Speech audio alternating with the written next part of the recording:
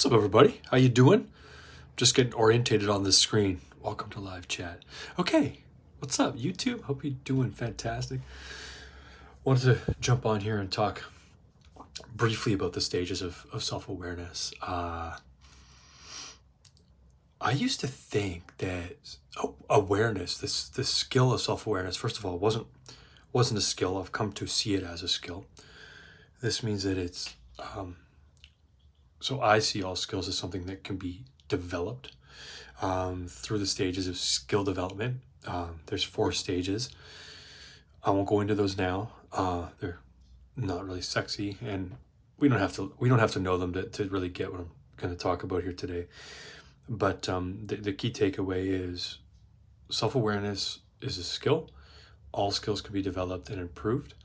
And I used to think of self-awareness as an on-off switch. So you either had it or you didn't have it. I've come to realize that it's a skill, and it's a skill that has a lot of depth, which means the more that we practice developing the skill of self-awareness, the more depth of self-awareness we create and generate within and for ourselves. So I wanted to take you through a little journey of awareness, and maybe it'll serve as a reflection point for where you feel you are on your journey, and it might give you some insight on where you're going next on your journey. So the first thing is awareness. Typically, people are aware of their external world.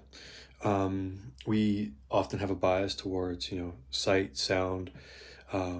It's interesting. My son, when he was younger, definitely had a bias towards sound.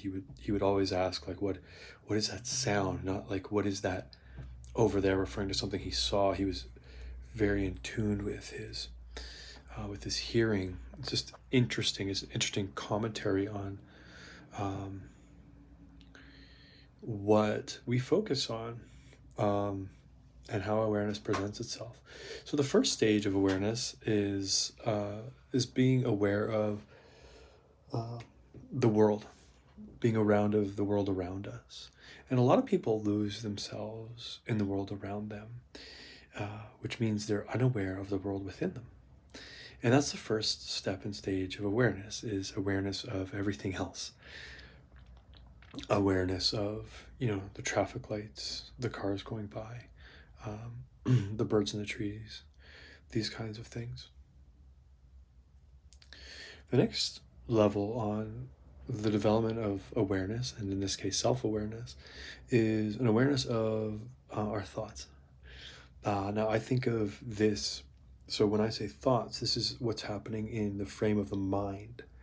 And a lot of people are identified not just with the world, but more than anything with what's going on in the frame of their mind. This is a step in the stages of self-awareness.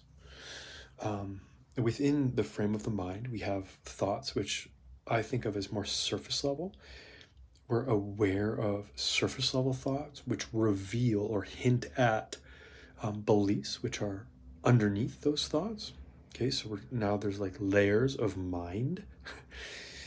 I hope this doesn't sound too crazy, but we have then we have thoughts, beliefs, and then under that we have a self-concept or a core identity made up of identity statements, again, which we're largely unconscious of.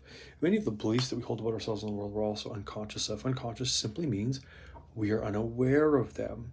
So cultivating this skill of self-awareness is that's probably the most empowering thing that you could think of doing, okay? If we're feeling stuck in our lives, it's because we have a negative belief structure that is basically casting out a prison that we're then rebelling against, and that creates the feeling of stuckness. Many of these beliefs resolve into a core identity statement that sounds something like, I'm not okay, I'm not enough, I'm not safe. Okay, it's a negative core identity statement. It's a negation of self. And the way that it sounds, again, is something like, I am not XYZ. I am not ABC.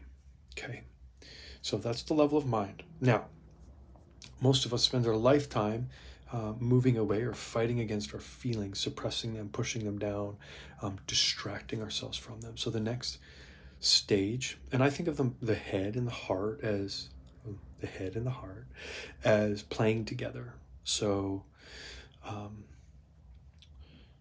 these levels of self-awareness, I think, coincide with one another. I don't think it's possible to really separate them.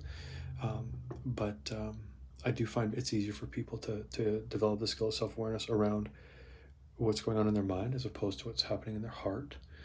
Because when we get into our hearts, we get into a lot of painful things that we've pushed down, suppressed, and denied, or that we've distracted ourselves from. And so the next step is to fully accept our feelings, what's going on from us from a felt perspective, what we feel. And a lot of time there's kind of a wellspring sitting beneath the surface that we need to release, accept, and let go of. And as we do, we gain a deeper level of awareness, which resolves into BS, big S self-awareness. So we recognize that we have thoughts, we have feelings, and then there's something that is witnessing those thoughts and those feelings. And so we become self-aware, aware of the self that witnesses these thoughts and these feelings. And more, we can bring awareness back as a skill that progresses and develops over time upon the space in which these things are happening. And the more that we do that, the more we identify, not with our thoughts and not with our feelings, but more with the space behind the thoughts and feelings, or from which the thoughts and feelings, and actually the world at large, are occurring in. And